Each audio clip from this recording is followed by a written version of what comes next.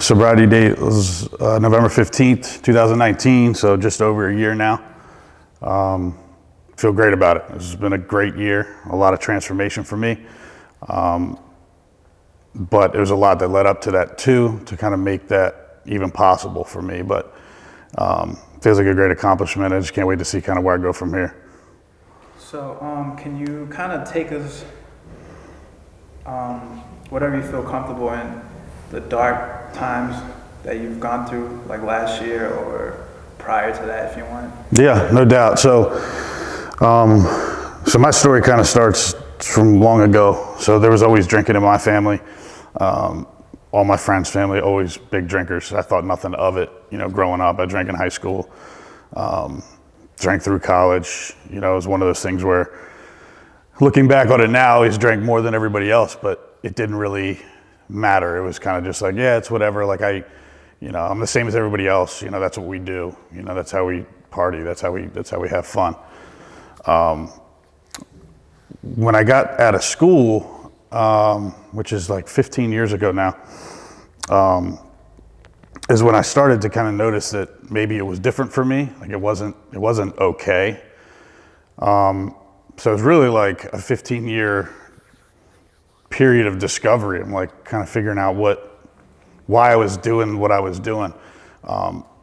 So throughout the course of those 15 years, I had different jobs, different careers. Went back to grad school, did a bunch of different things, and it was always in the back of my mind, like, I probably need to address this issue. Wasn't really sure exactly how to go about doing that. And I think like a lot of people, you kind of expect or hope that life circumstance is going to dictate kind of and put you on the right path. So for me, it was like, well, my job sucks, so once I get a new job, everything's going to be okay, and like the drinking will get better. Or grad school's tough, and that's what we do in grad school to kind of like alleviate some anxiety and some pressure. But once grad school's done and I fall into my next career, everything will kind of alleviate itself. And this just kind of happened over and over and over again. The truth is, nothing changed until it came from me wanting to change me. So, what I've learned is that the change happens from the inside out, not the other way around. So circumstances aren't going to change who you are and how you act and how you respond. Someone who's an asshole who wins the lottery is now a rich asshole. They don't change. It's you just are become, a different version of who you already are as a person. So really for me, it was like over the last few years was really trying to dig deep and work on myself for the first time in forever. So really dating back about 3 years ago, I would say, I started trying to really focus on myself. It had always been like career first, everything else came first, because whenever those things fell into place, then everything was going to be fine for me, which wasn't true. But I said, if I don't start taking care of myself, then nothing else is going to matter. Nothing else is going to work out. So I started all of the self-help, the self-care stuff that I had read and researched. I started trying meditation. I started going to therapy one-on-one, which was behavioral therapy, which was basically to help alleviate the drinking. So it was kind of specific to that. Started trying to get massages, started trying to work out differently to kind of like alleviate stress that way. What I found was all of those things didn't really help because the underlying issue was still there. So there may have been points where I made some progress. I made some, one step forward, one step back, where there were some good things that came from that, as far as learning how to take care of myself, but nothing was working. At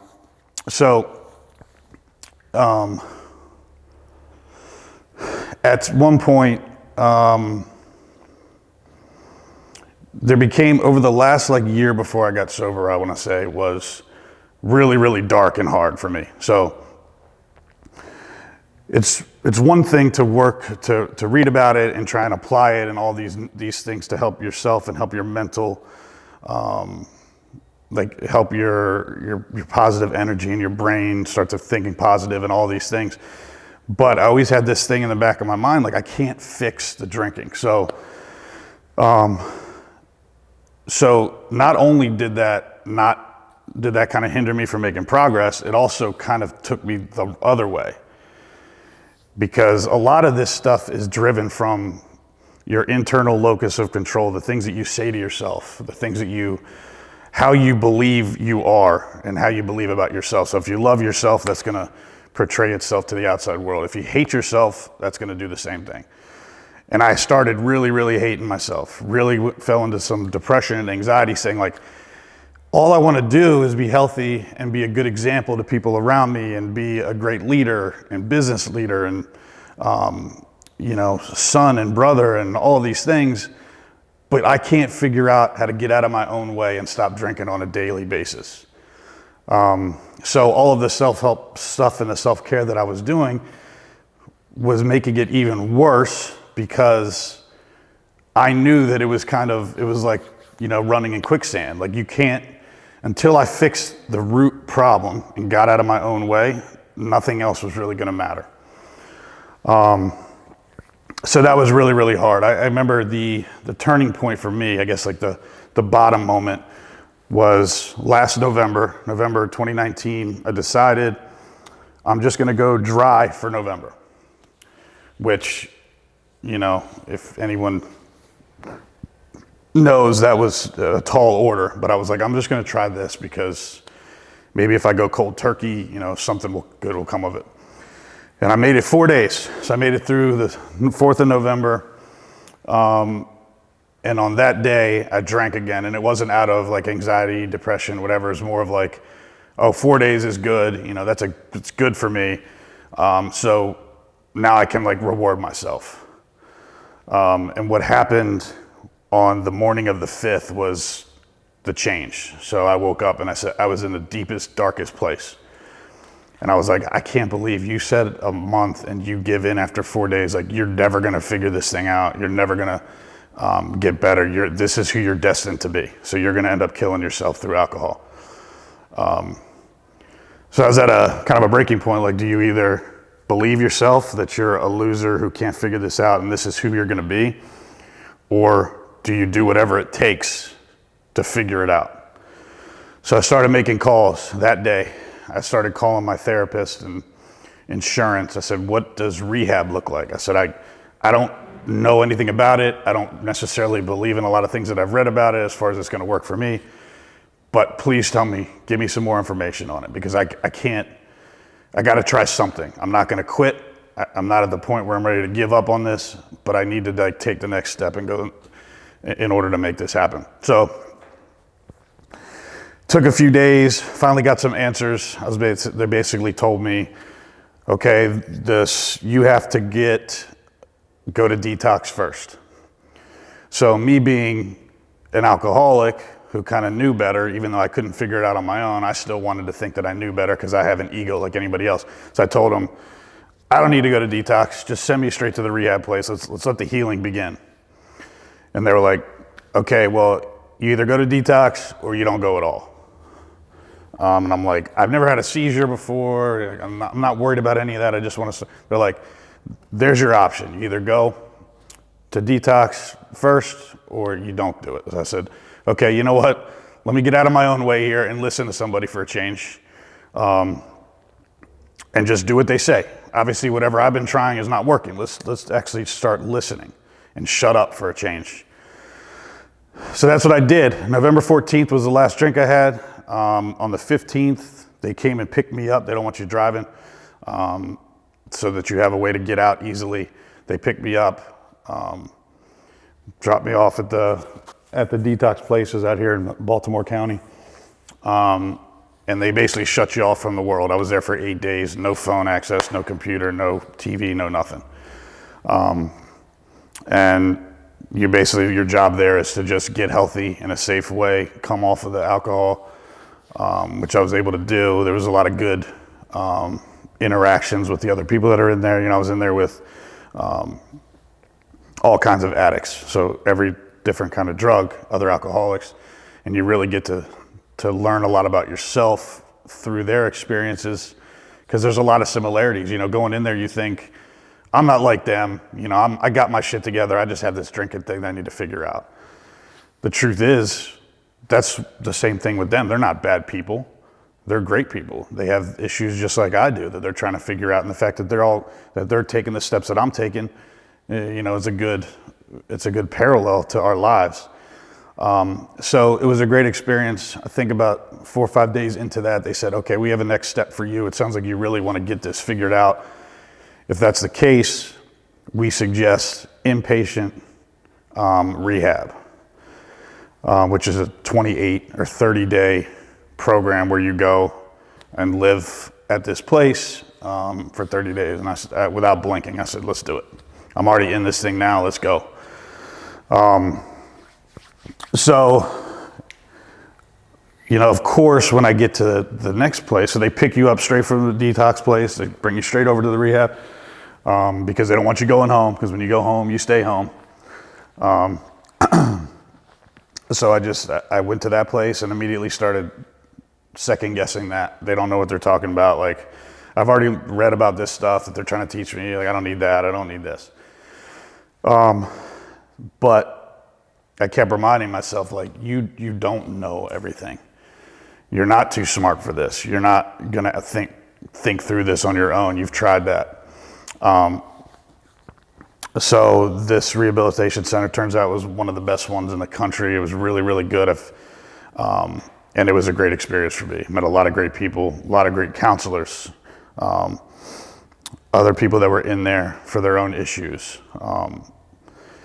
It was a really good place to just work on yourself. It's really hard for us in the real world when we have a lot going on, a lot of distractions, to actually just stop and focus on getting better and getting healthy. And I was able to do that. I was fortunate enough to be able to do that. So I think I ended up being 29 days.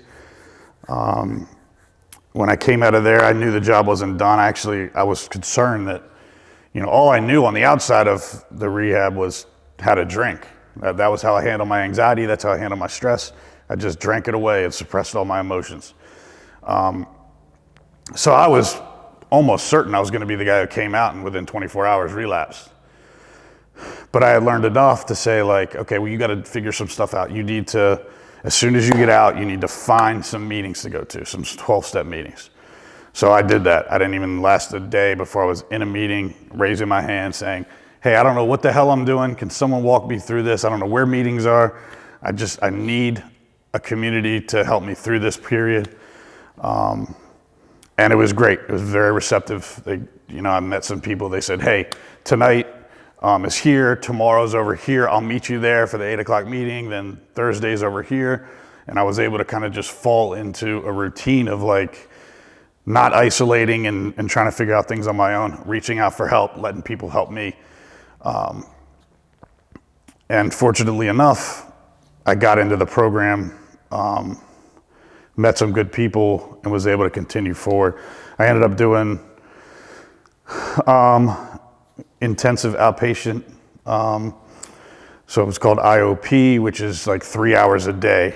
It's rehab, but you go for 3 hours a day, and that's more like group counseling and things like that, which of course I was skeptical going to that, but that was very helpful too. Met a lot of good people there, a lot of good counselors there. So fast forward, a year, I just passed a year of sobriety. It's been quite a ride. What I learned through the whole process is, like, the hardest thing to do is to work on yourself. It's one thing to analyze how people respond to things, or how, like, to psychoanalyze other people. When you're analyzing yourself, it's a whole different ballgame. Like, why do I act the way that I act? Why am I responding that way? What's triggering me to have this kind of response versus another one? And it's really hard. And then you second guess yourself, like, why am I this way? Am I something wrong with me?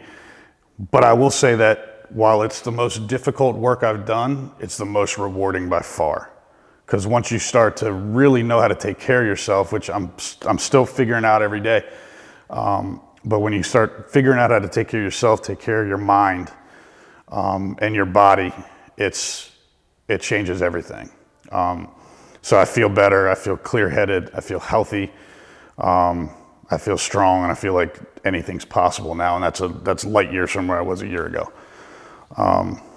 So I'm thankful that I was able to get out of my own way, ask for help. I got good people in my circle that I kind of started to shut out, just because of the shame and everything I was going through, that I didn't want to bring them into that dark world that I was dealing with.